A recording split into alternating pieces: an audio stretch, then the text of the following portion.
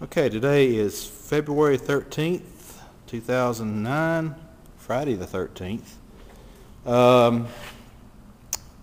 We're at the point now where it doesn't look like we've gotten much done, but actually we have done a lot. As you can see on the floor here,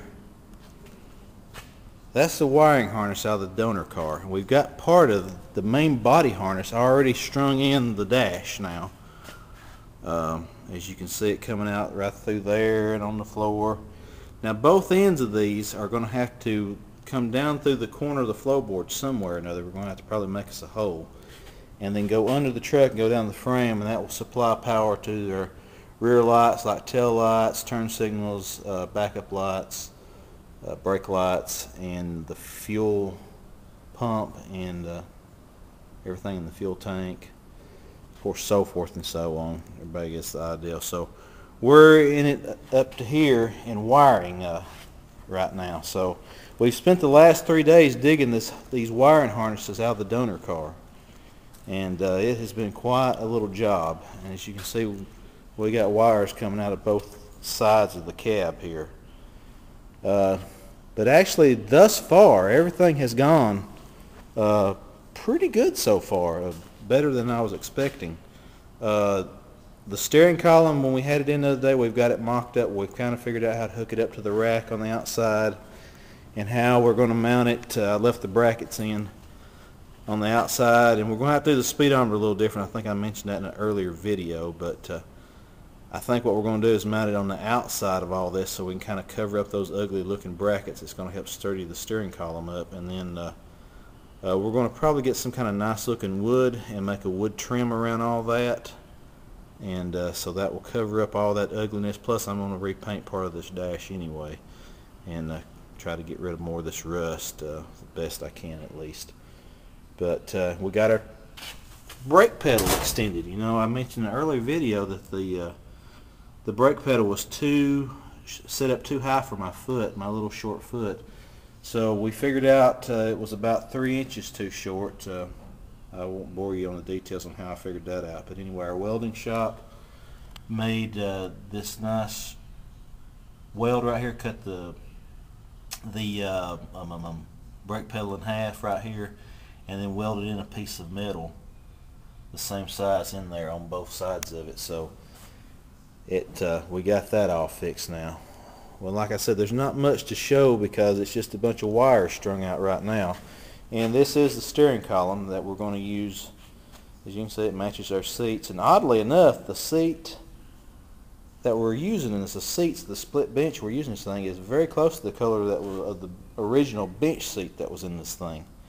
And of course, you can see our steering column matches up with it and all. So hopefully we'll have this thing looking pretty good before long. But probably won't do another video log for another week or so. Just wanted to give everybody an idea of what's happened this week. It's just been a lot of grunt work, nothing that you can really tell everything. We're just at that another stage where just everything looks really bad, ugly again, like you're not getting much done, but you really are.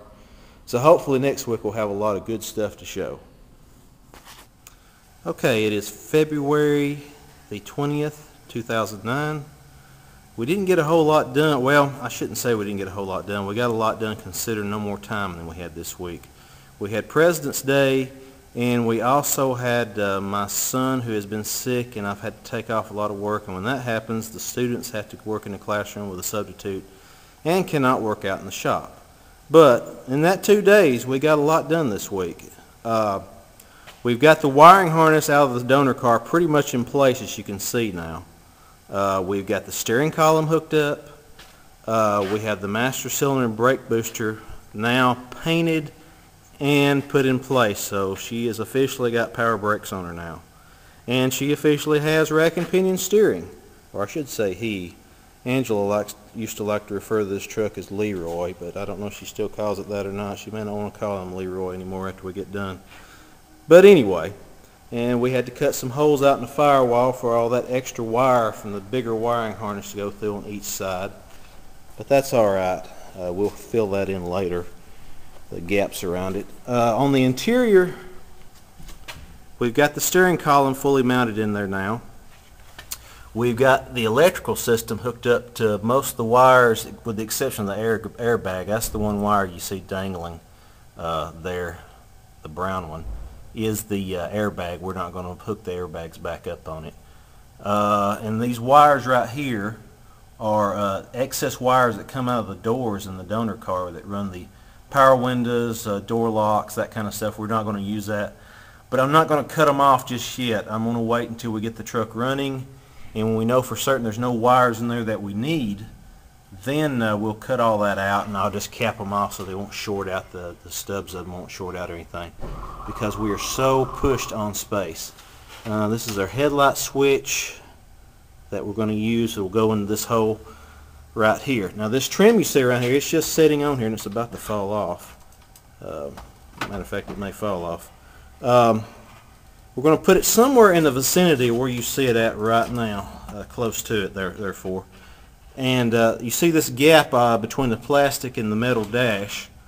I've got a student that claims to be pretty good in woodworking, so we're going to have him, I'm going to bring some equipment, saws and stuff for him to, and some nice looking wood, maybe some cedar, to make a wood trim that goes all the way around this to seal all that ugly gap off, and up underneath as well. We're going to cut the plastic piece of trim off right here beside this vent, and I'm going to have to come up with an ingenious way to duct these two vents into my defroster, so when I install the air conditioner evaporator over there in the corner where you see it, the kick panel, and may integrate it in with the stock factory heater, I'm going to set this out of the way before it falls, it will should function properly with air conditioner. That's what I'm trying to say.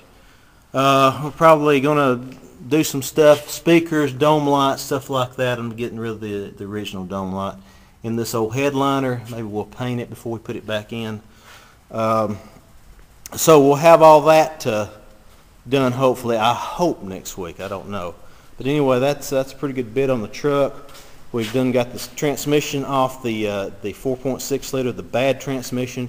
We're fixing to get the good transmission in place of it and swap all that out. Out of the donor car this week, we got the 8.8 rear end out of the 97 Crown Vic with the rear disc brakes. We'll take these trailing arms and panhard arms and all that off of it.